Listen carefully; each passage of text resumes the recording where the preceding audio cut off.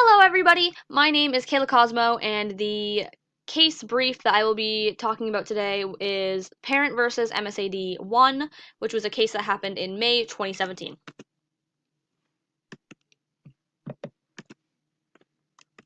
So, what are the facts? The student was diagnosed with persistent depressive disorder, insomnia, and a conduct disorder. And the school referred the student to the special education program on November 2nd, 2016. On November 7th, 2016, they had an IEP referral meeting for the student. And at this referral meeting, it was decided that the student would get 2 hours of tutoring a day due to a behavioral issue that put him out of school for an extended period of time. So, what this behavioral issue was is that the student was outside on the school grounds and they were provoked by another student with the use of slurs and very hateful comments. And so this caused a physical fight to break out, which was broken up by a teacher who ended up witnessing it. And this resulted in the student getting suspended, which is why they have 2 hours of tutoring a day. On January 26, 2017, he became eligible for special services and special education. Another IEP meeting decided that the student would receive the special services of specially designed instruction, educational technicians, and BHP support for 3 hours a day.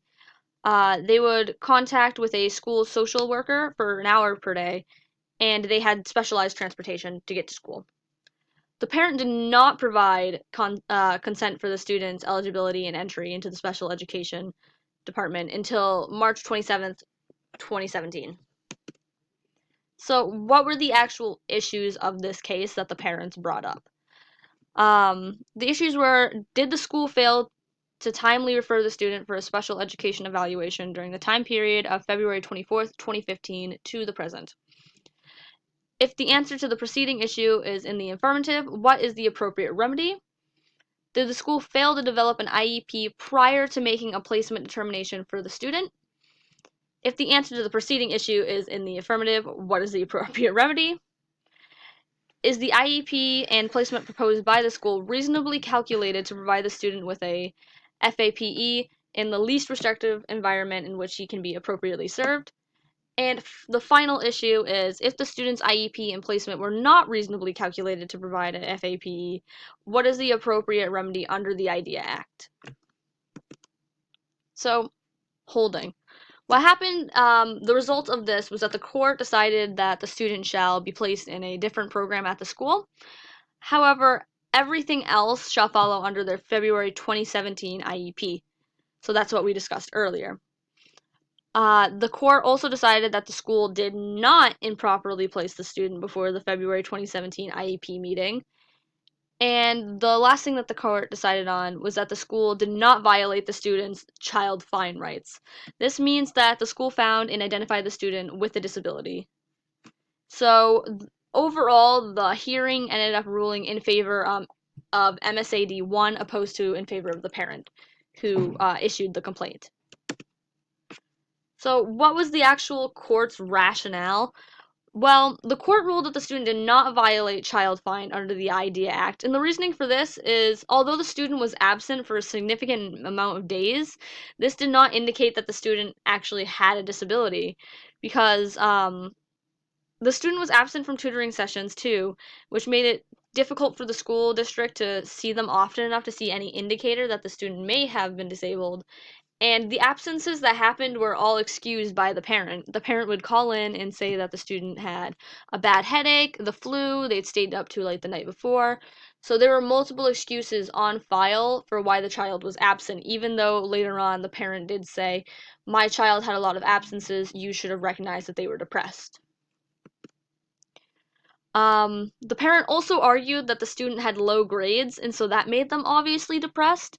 However, the low grades could be seen and were seen because of lack of attendance, and the lack of attendance, as mentioned earlier, was excused by the parents, so they didn't really connect the two at first. And as the school points out, Maine's rules do not require immediate referral upon suspicion of a disability in the case of a referral by school officials.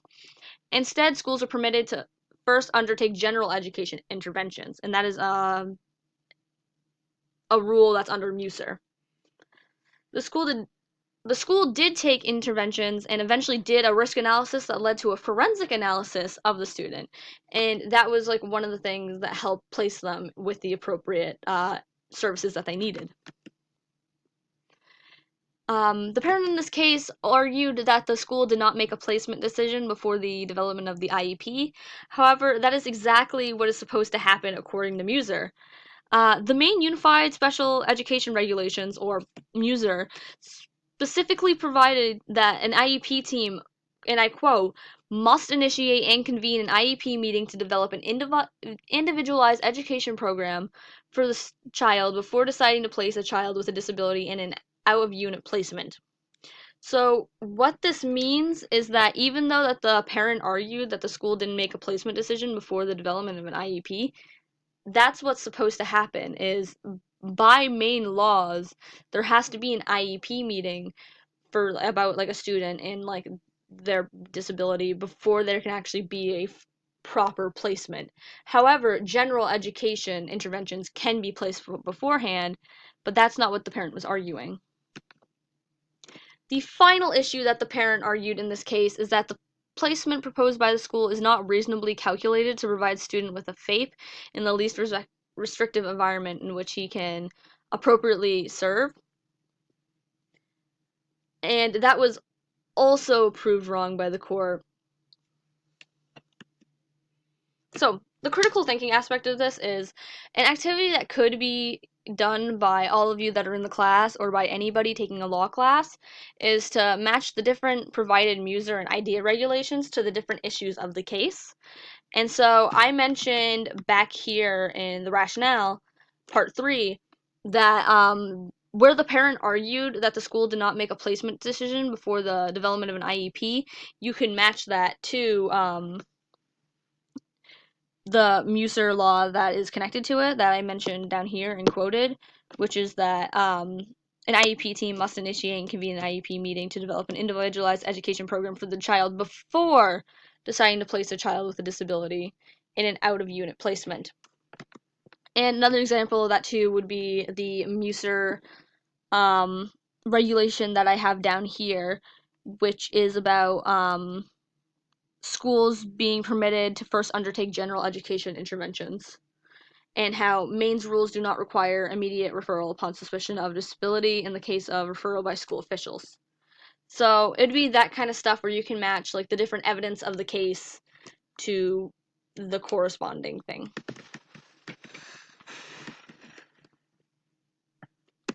So that is actually all that I have. Thank you so much for listening to this. If you have any questions, comments, or concerns, then please comment them down in the discussion post below where this is posted. And I hope you all have a happy finals week.